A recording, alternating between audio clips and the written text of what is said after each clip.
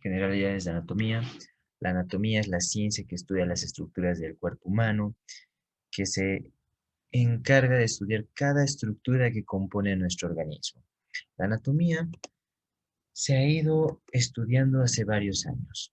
Se le considera una ciencia que se ha ido modificando a partir de muchos estudios científicos, las cuales se han ido modificando a muchas investigaciones y que se ha ido indagando desde años hacia atrás, ¿no? Uno de los pioneros y fundador de la anatomía es Andrés de Vesalio. Andrés de Vesalio, la cual es el primero en realizar las disecciones en humanos, en personas, y que a partir de ello realiza su obra, La estructura humana. Y es el primero que realiza o lanza su libro con las imágenes realmente como realizaba sus disecciones y como realmente presentaba cada estructura una forma, ¿no? Una forma y en la cual antes no se realizaba disecciones en humanos, era considerado un delito, entonces por lo cual se realizaba disecciones en animales, en simios, en monos y que a partir de ello se realizaba una comparativa con nuestro organismo. Entonces esto no era muy conciso para Andrés de Vesalio y la cual le llevó a tener un gran estudio sobre la anatomía humana, ¿sí? ¿Qué más ocurre? En este tiempo, que era el tiempo del oscurantismo todavía, era considerado como un delito para el Vaticano, para la Iglesia, y en la cual deciden exiliar a Andrés de Vesalio, como tomándolo como un castigo que debería haber cumplido por realizar tantas disecciones y tantos estudios en humanos, en cadáveres. Entonces, peregrinó a Tierra Santa y al momento de regresar, lamentablemente falleció. Entonces, que a partir de este pionero, Andrés de Vesalio, se realiza el estudio minucioso de la estructura humana, del cuerpo humano. Y nos vamos dando cuenta que hemos tenido un sistema óseo, un sistema vascular, un sistema muscular, un sistema nervioso y muchos sistemas que van a formar ciertos aparatos. Y a partir de ahí se va desarrollando ciertas obras, ciertos libros, la cual como conocemos, el libro de Rouvier, de Tomás Delmas, Anatomía Humana de Laterjet, y puede clasificar en tres clases de anatomía: anatomía descriptiva, anatomía topográfica y anatomía funcional. ¿Qué te quiere decir esta anatomía descriptiva? La anatomía descriptiva consiste en el estudio de las características que presenta cierta estructura de la cual va a conformar nuestro sistema o nuestros aparatos. La anatomía topográfica estudia cierta estructura regionalizado en un sector del cuerpo, mientras que la anatomía funcional va a estudiar de cómo cumple su funcionalidad la estructura a partir de la forma que presenta. Tenemos aquí ciertas estructuras geométricas, la cual para poder realizar una anatomía descriptiva se puede asemejar a ciertas características geométricas una estructura que compone nuestro cuerpo humano. Tenemos un cuadrado, un rectángulo, un redondo, un ovoide, un triangular, una estrellada, un pentagonal, trapezoidal o lunar, ¿no? Entonces, hay ciertas estructuras en nuestro cuerpo, en el cuerpo humano, en la cual va a presentar cierta característica, ¿ya? Semejada a una estructura o una forma o figura geométrica. Tenemos aquí, y pues cada estructura también debemos describir cómo presenta color, tamaño, forma, peso, consistencia.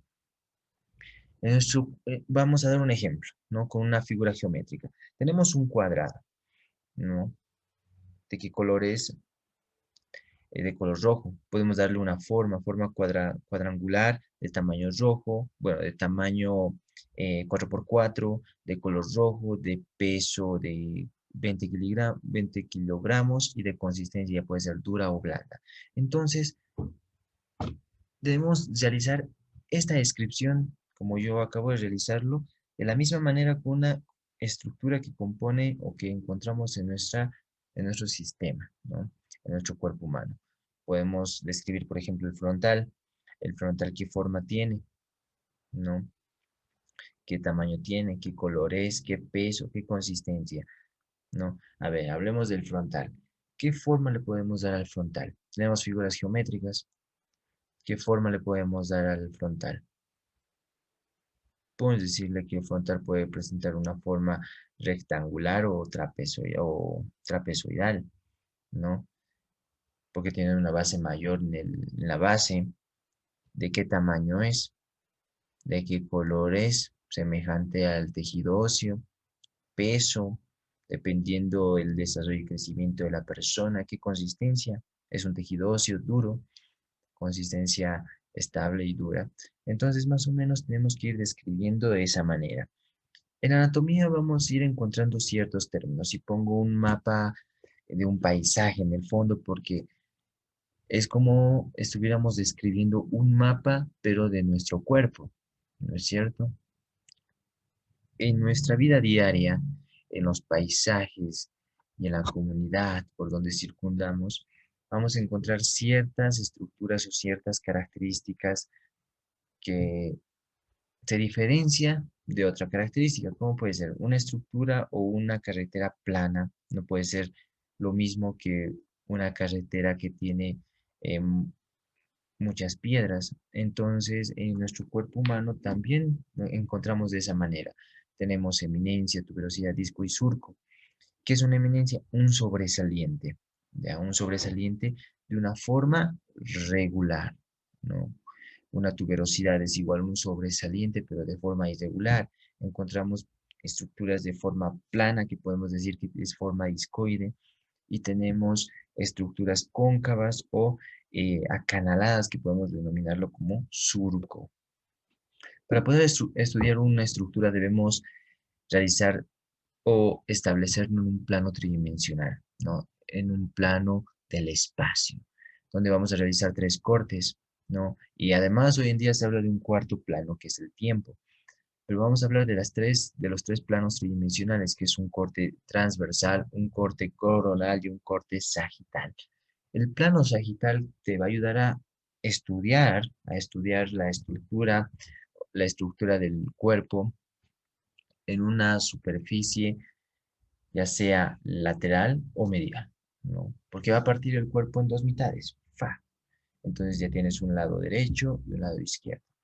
Ponte que vas a estudiar el lado izquierdo, entonces ya puedes determinar superficies para estudiarlo, una superficie medial, una superficie distal, distal alejado, distante, por eso se dice distal, de distancia, medial más hacia el medio, ¿no?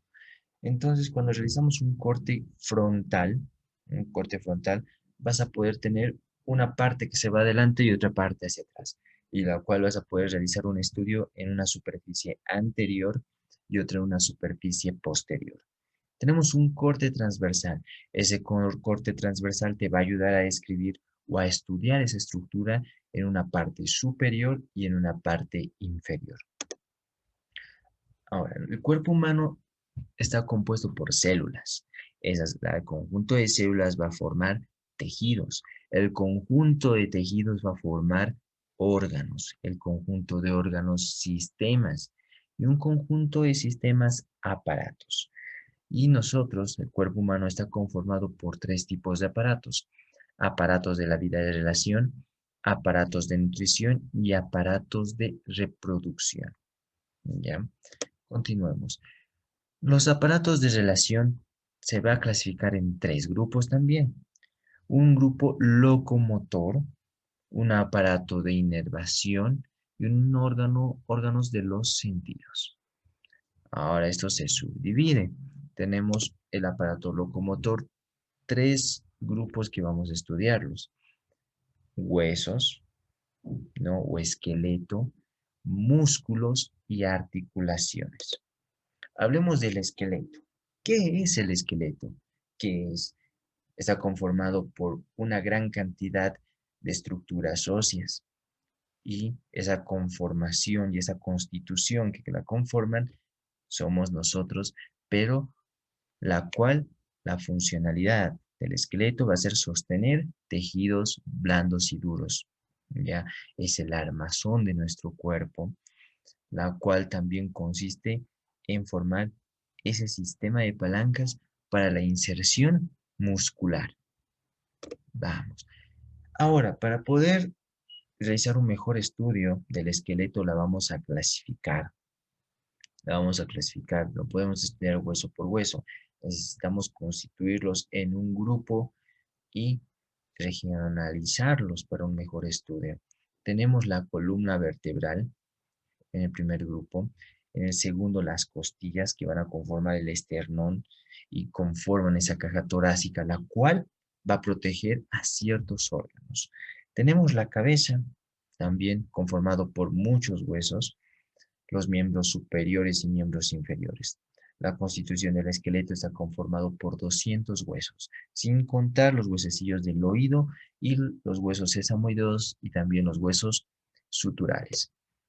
La configuración externa de los huesos vamos a encontrar una gran variedad de las formas, ¿no? Tenemos entre esos huesos largos, huesos planos y huesos cortos. Hablemos un poquito de los huesos largos. Los huesos largos, los cuales están conformados por un cuerpo llamado diáfisis de forma triangular y en los extremos estructuras llamadas epífisis, ¿no? Los huesos cortos, que hay un predominio de la disposición eh, longitudinal, perdón, transversal sobre la longitudinal. Los huesos planos, ¿no? Que vamos a encontrar bordes y superficies. Bien, perdón. Tenemos eminencias y cavidad articular. Como les decía, las eminencias son estructuras sobresalientes, pero de forma regular y simétricas, que podríamos decirle que son abombadas, que es muy diferente a decir tuberosidad. ¿Qué quiere decir? Esas eminencias articulares y cavidades articulares consisten en la unión de dos superficies articulares o dos superficies óseas que se van a unir, ¿no? A través de un tejido, ¿ya? Que se van a unir. Esos son la eminencia o cavidad articular, pero hay eminencias y cavidades también no articular, ¿no? Donde no hay un contacto directo entre superficies articulares, sino están separadas por otras estructuras o están separadas también por tejidos y no están en un contacto directo en comparación con una cavidad articular. Por ejemplo, aquí vemos una articulación de la rodilla. Hay un contacto directo entre el fémur y la tibia. ¿Mm? En contacto directo, pero es muy diferente cuando tenemos una articulación temporomandibular separadas por un disco articular o menisco, ¿no?